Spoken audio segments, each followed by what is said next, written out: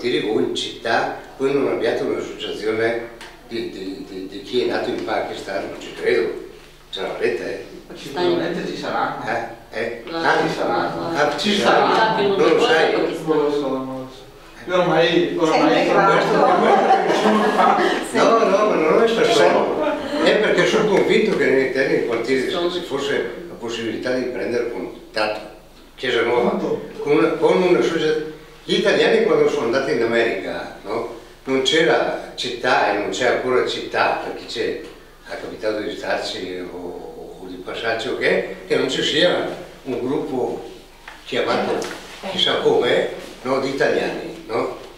E io non ho mai trovato niente di male se un gruppo di stranieri si ritrova e parla. Avranno l'inconveniente che se continuano a parlare pakistano o cinese o che non parleranno mai in italiano, ma quello, vabbè, si trova un altro tipo di soluzione, ma il sentirsi fa loro possibile che non si sentono. Se riuscissimo a prendere contatto con qualcuno di questi, io credo che tutto diventerebbe un po' più semplice, perché sono convinto che hanno un sacco di problemi e che non sanno come affrontarli. Quel che vi dico io non è perché vivo a Chiesa Nuova, io li vivo appunto famiglia della Cesio su Borgo Trento, no? Sono il tentativo del comune di Brescia, non di adesso, prima era chiamato anch'esso in modo diverso, era il segretariato sociale, adesso si chiamano punti famiglia, sono uffici collegati con uffici del comune, ma anche dell'ASL, con tutte le strutture pubbliche, dove i cittadini possono rivolgersi per sapere dove andare a risolvere il loro problema. Noi non risolviamo assolutamente niente, dovremmo diventare dei tuttologi formidabili per capire tutti i problemi che ci sono, ma siamo in condizioni di mandarli dove gli risolvono il problema, perché siamo in collegamento con... Di problemi di che genere? L'unico problema che non riesco a affrontare sono quelli degli immigrati, dei problemi di contendere fra bresciani integrati, perché se li mandi dei vigili non serve a niente.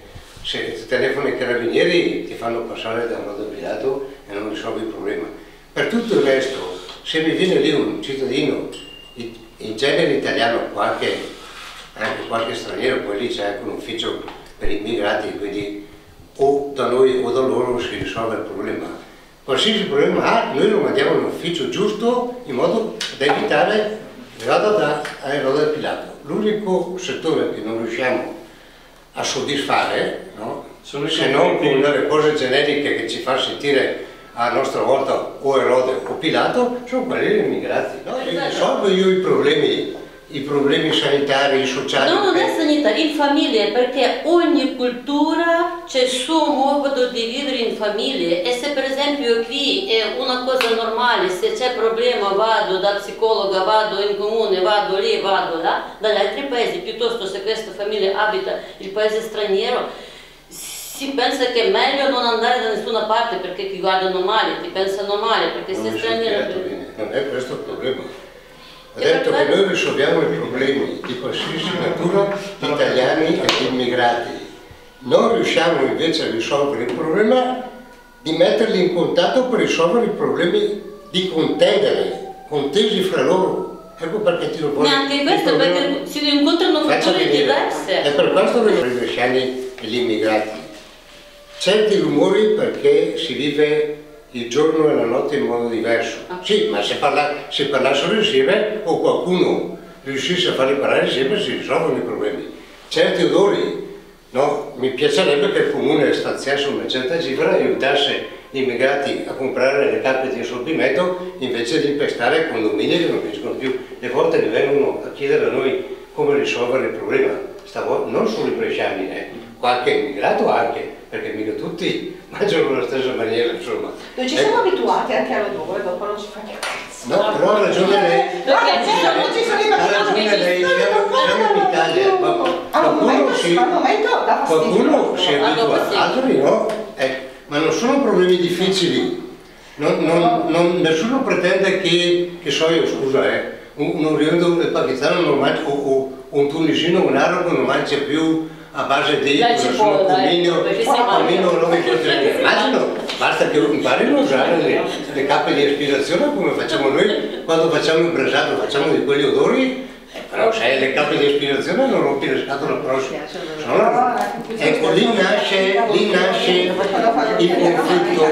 Devo dire al signore, nella riunione che abbiamo fatto adesso al centro migranti c'era l'associazione dei pakistani, quindi l'associazione pakistana c'è qui a Brescia. C'è sicuro, magari neanche una, basta chiedere da, come si chiama, c'è